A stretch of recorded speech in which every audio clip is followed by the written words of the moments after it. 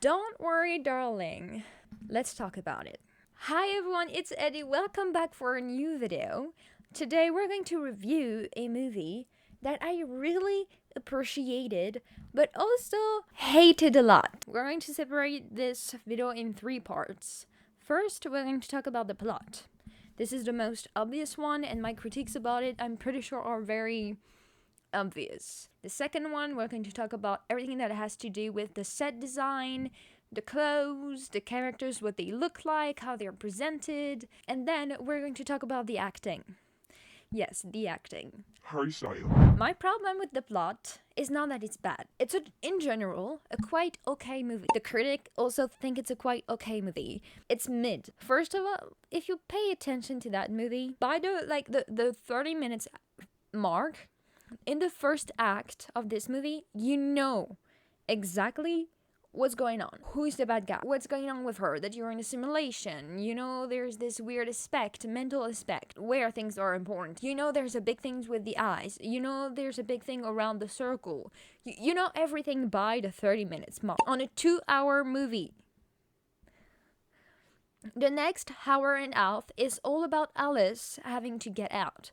But it's really redundant. For the reason that she's like, oh, yes, this shit happened. It's weird. Margaret also lived that. But you know what? No.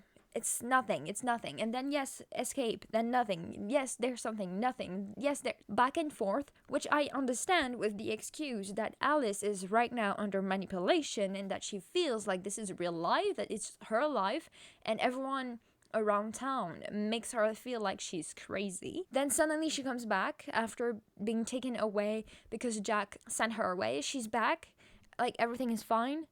But oh no, she got that. No, not everything is fine. This passage is really annoying. It's exactly like saying things like they were in the beginning of the movie. She feels like her life is great, there's nothing wrong, and really fast, it quite happens rapidly. She knows something is not right and things that are not, and she hears the music and everything just goes back to the fact that she knows something is going on. We already knew kind of that they could manipulate someone with the state of the city. Okay, I'm all for this psychological idea because this is a psychological thriller. So I'm all for this idea that we are going on a back and forth.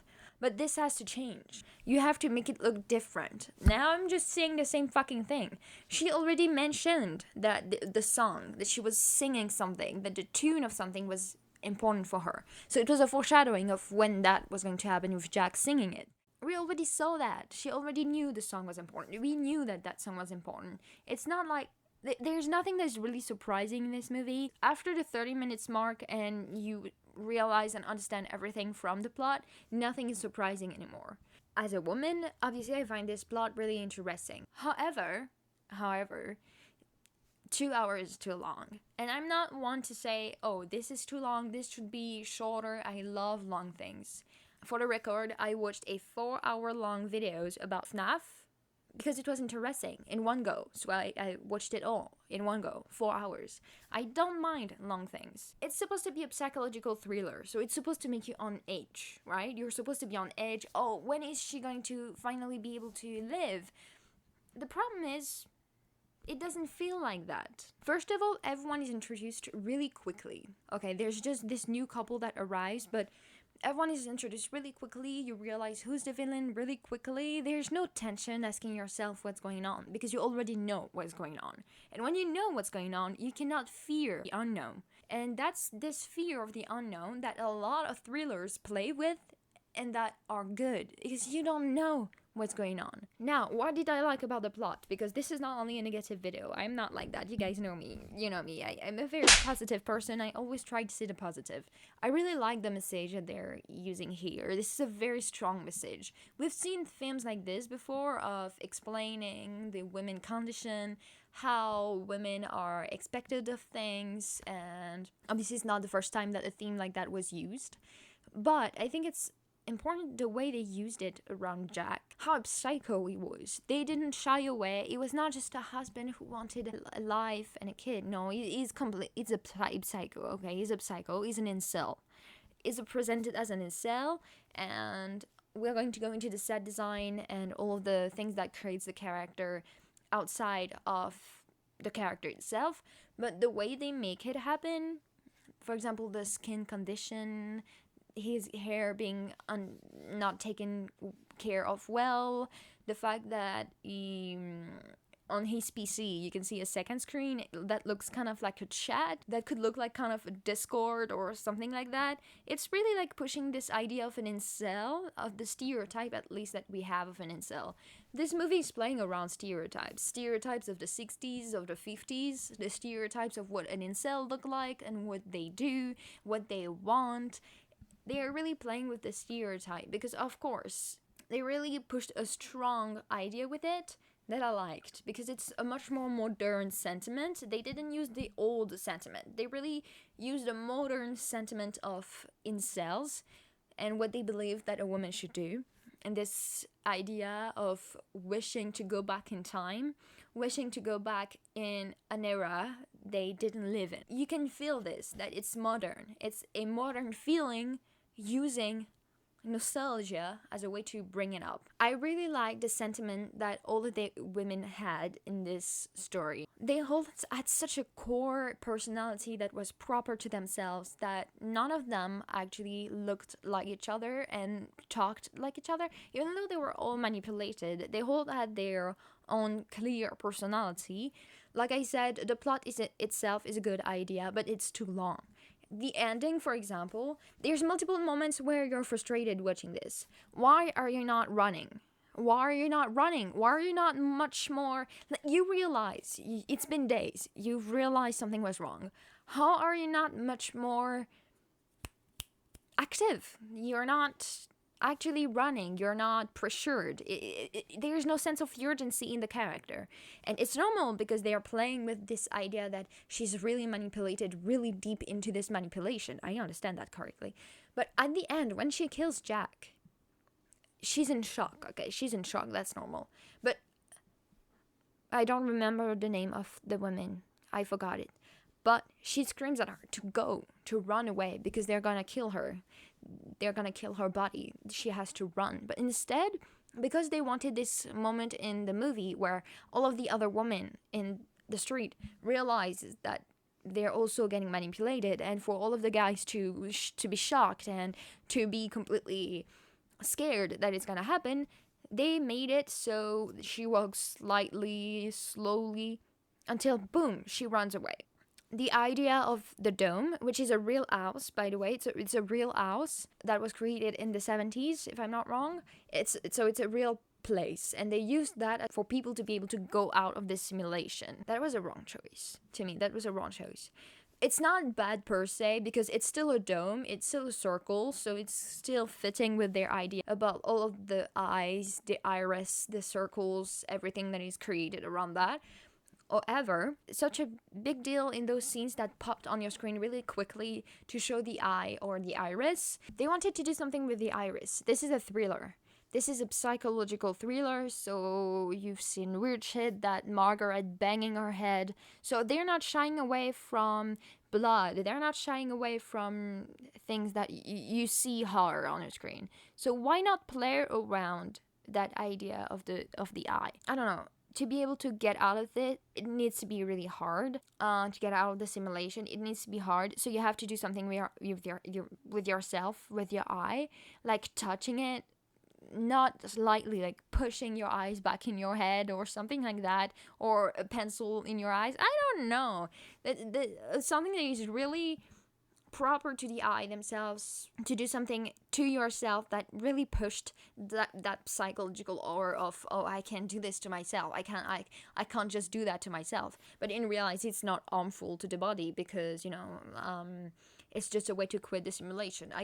They could have pushed that idea with the eye further, and I'm a bit mad that they didn't push that idea further. I'm not mad about the plot as a whole. I just think that they should have really played with this length of a movie. You have 2 hours make it really psychological, like make it hard to watch, make her live things that shocks her without us knowing what's going on. That would have been more interesting, to move around her and to follow her into this, oh, I don't know what's going on, let's search what's going on, kind of like the Truman Show, where we're going along with him, discovering with him. Here we knew everything from the get-go, the direction, everything that has to do with the physical aspect, the places, really around the show, no longer about the plot itself, but how they constructed it. That was amazing. This is one of the best and well-made movie in that point, that I really want to praise that. You have this core feeling. The music they chose, really well done. It's often, making a tick in your ear, and when you listen to the lyrics, it's actually telling you something, and it's really important to me. It just brings this whole personality to this show, the whole personality of this show. It's there, it's in the music, it's in the characters, what they look like. The idea that they used is really well. I love that. I love how they made it. I love what the characters look like. I love how they created the scenes, the set are incredible. The shift from the modern world to the physical world, from the simulation, is insane. They did that really well. The toned down aspect of the modern world that make it seem like you don't want to live in that. You don't want to live in a world where you have to work long hours. And it's like not validating Jack's action, but it's to push that idea, like, why would you choose a world where it's hard when you can have a world where it's easy?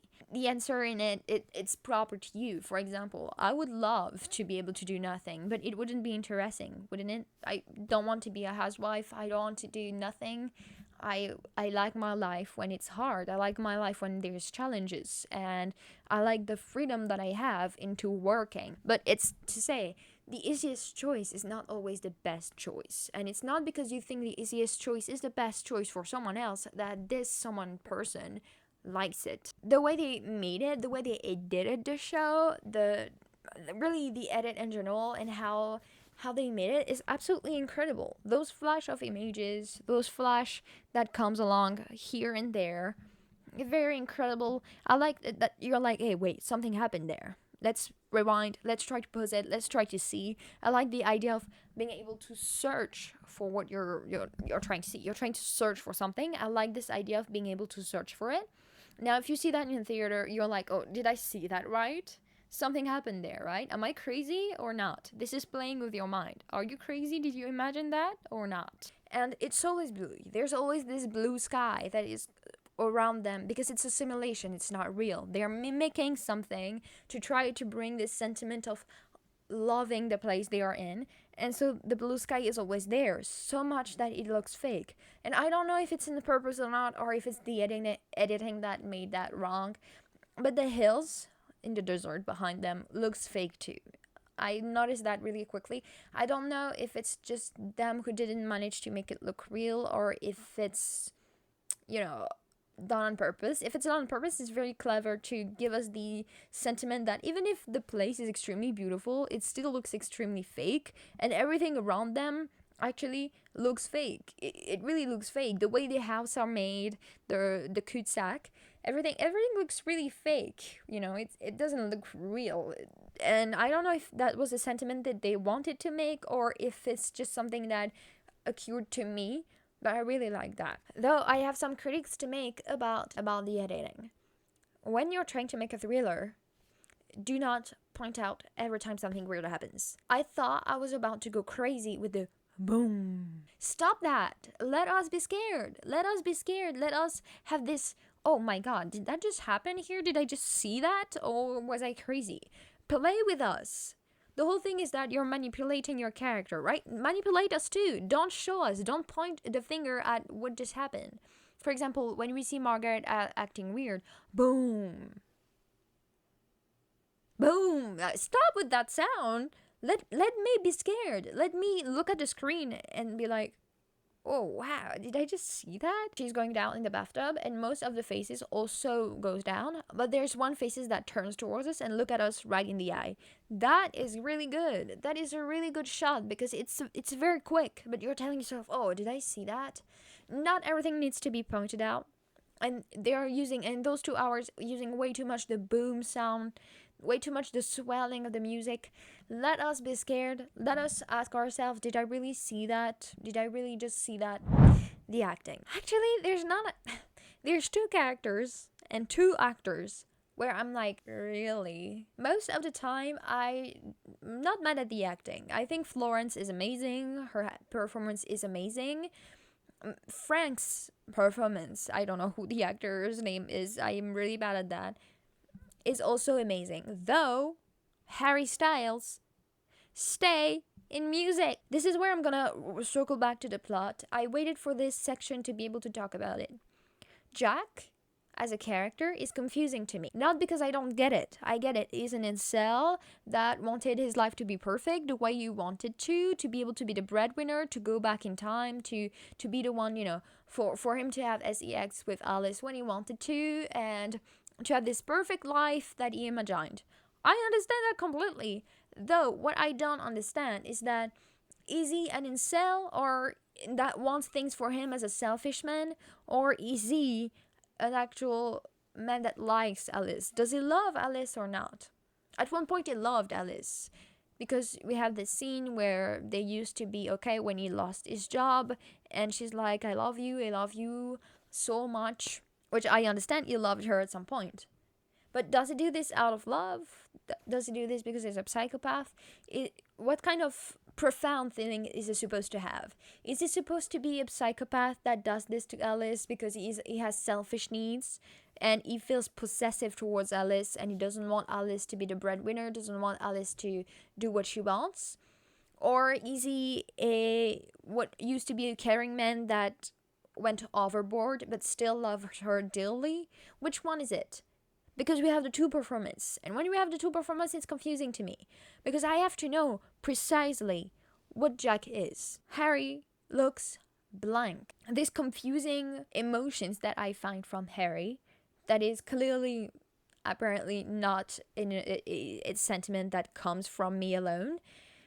For example, in scenes where he's supposed to scream, he starts to scream, he starts really loud, and then after that he goes down for some reason. I don't know why. Because his character and what he does is not trying to appease Alice. He's still angry and still supposed to be screaming, still supposed to do what he does, but he's no longer screaming. He doesn't commit to that sentiment of anger. For example, there's this scene when they are arguing. I think they are in their bedroom. It's night, and he's looking like this, so he's really scrunched up face, but at the same time he talks normally. So he has just the scrunched face of someone who's angry, but his tone doesn't have anger. That doesn't mean he has to scream. That means we have to feel the venom in his voice. We don't. But that happens too much. Too much that his character becomes totally not understandable. Jack doesn't listen to Alice when she's begging him to take her home. He doesn't listen to her. So he's like, I want my permission, I want to dance. He doesn't even care that Alice is not feeling great. He fell into that incel shit, that fake world. Who is Jack? And I have a problem with that of not knowing exactly what his intentions are, because at the end he's like holding her so hard that she can't breathe. He doesn't want to let her go. Is this out of care, or is it just a complete psychopath? And I know a lot of people are going to be like, oh yes, this is clear to me that he's like this, but I also know that someone else is going to be, oh no, this is clear to me that he is like this. If you give me two options saying it's clear, that means it's not clear. If the majority cannot have this grand idea of what we're talking about, that means it's unclear. And that's a problem. It's not clear. There's still a lot of things that I liked. I don't want to spit on this movie too much because, like I said, it's just mid. There's a lot of things that puts you out of the show, but there's also a lot of scenes that are really well made. The scene at the dinner where Alice is defying Frank, but Frank is playing her once again.